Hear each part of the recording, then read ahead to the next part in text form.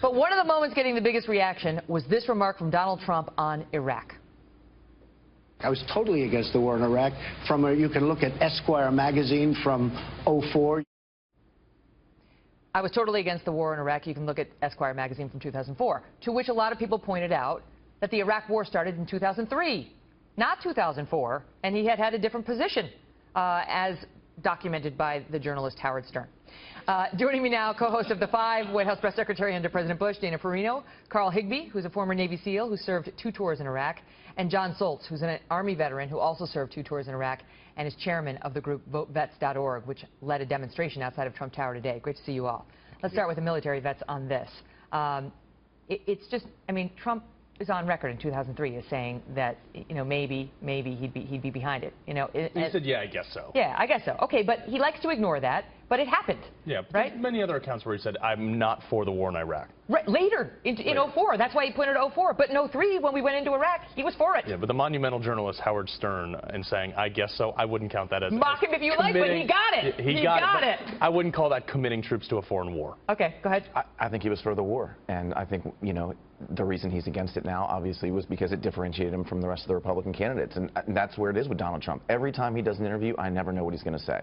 And so when it became politically convenient for Donald Trump to be against the Iraq war, he was against the Iraq war. But make no mistake, he was for it in the beginning. What about Hillary? Because she's standing there in front of a group of vets like you guys who served our country in Iraq honorably, many of whom lost soldiers, lost comrades, lost buddies, and watch what she said. How do you think these people feel when the person running to be their commander-in-chief says her vote to go to war in Iraq was a mistake? Look, I think that the decision to go to war in Iraq was a mistake. And I have said that my voting to give President Bush that authority was, from my perspective, my mistake. I also believe that it is imperative that we learn from the mistakes, like after-action reports are supposed to do. And so we must learn what led us down that path so that it never happens again. Dana Perino. Well, I think there's a little bit of selective memory going on. Donald Trump wasn't in a position that Hillary Clinton was in 2003, in the lead-up even after 2001 and 2002. He wasn't in the United States Senate. He wasn't on the Armed Services Committee. She was. So she was privy to the information. So if he's on Howard Stern's show and he says, I guess so, I mean, that's pretty much where the rest of the country was as well. I mean, actually, people were a little bit more gung-ho. I don't think it's fair to actually hold him to that account. Him saying that he was and he wasn't, people can hold him into account for that. But with her, I've never understood why she disavowed that vote, because she used her judgment based on the information that she had at the time, and she was not alone. I think that she got pushed into that politically from her far left. And if you notice one of the questions tonight from somebody who self-identified as a progressive, that they're worried about her being too hawkish. They're worried that she would actually take too much action. But then she goes ahead and she takes something off the table. She says, as president, as commander-in-chief, I would not send any ground troops in. Well, how can you say that? You don't know. And she knows that she doesn't know that. If she becomes commander-in-chief, she might change her mind. And she said no ground troops in Iraq. That's it. No, but we have ground troops. Yep. And more are going. I have to ask you, Carl. I mean, seriously, you guys serve there. The rest of us are just pundits. We just sit here, right, and news anchors. You serve there. What is it like to hear her say that? That battle changes day to day, month to month, year to year. There's no way you can commit a plan now. And look, you can hit Donald Trump for not having a plan all you want, but the fact of the matter is, if he's elected, that plan is going to have to change by November. Hillary Clinton has never been on the right side of a foreign conflict her entire time in office. I mean, everything she does, her judgment is wrong. It always ends up wrong, and always ends up getting people killed, and it always ends up hurting America. So I'd rather have Donald Trump, who's actually going to sit there and say, generals, give me a plan in 30 days. Let's execute it. Go. Go ahead. The reason her vote doesn't bother me is because I was in Iraq in 2003 with the 1st Armored Division, and I supported the war.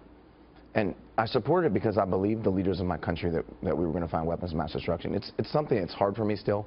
I regret that opinion every day of my life. And it's one of the reasons that I opposed intervention in Libya, and so did Vote Vets.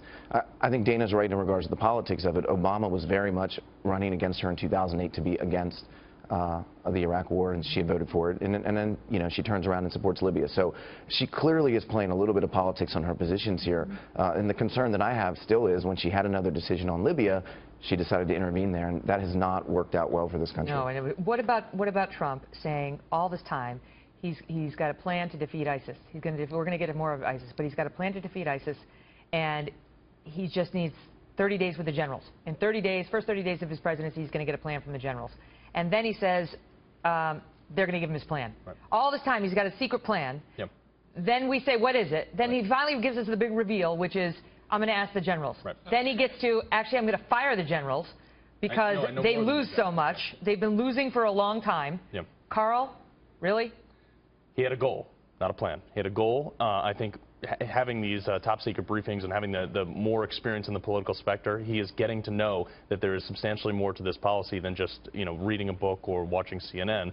There is there's a need for him to listen to the generals, listen to the people who've been on the ground. He just said they're going to be fired. Well, he said the generals have been reduced to rubble, and they've been losing for a long time. The good generals, that's what he said. The good generals have been fired. I mean, Obama got rid of a lot of the generals that were willing to push back on him, and he just kept a bunch of crappy ones, to be honest, that are So the remaining generals are crappy. Not all of them, but many. Let's walk that back. Nope. Let's walk that back. I'll double down on it. John, that. wait. I go ahead, think John. like General McChrystal was fired, and General McChrystal's an interventionist. He's very much into the Petraeus counterinsurgency policy, which is let's not insult Islam and Muslims. I mean, he's completely inconsistent with where Donald Trump would be. So if you're saying Obama fired good generals, this general that was fired by the president certainly wouldn't be someone I think who is with Donald Trump. I will also tell you that this 30-day plan's a joke. The problem with ISIS is not necessarily just a military problem. It's much more vast than that. And to be honest, the administration's actually doing a better job than they're probably getting credit for right now inside Iraq. I was one of the last advisors out. We are seeing the Iraqi army conduct offensive combat operations for the first time. And the question is, who's going to own this when we're done? And if we go in and use U.S. kinetic force and large amounts of ground troops, then we're back to where we were in 2004. We own a lot of territory. Okay.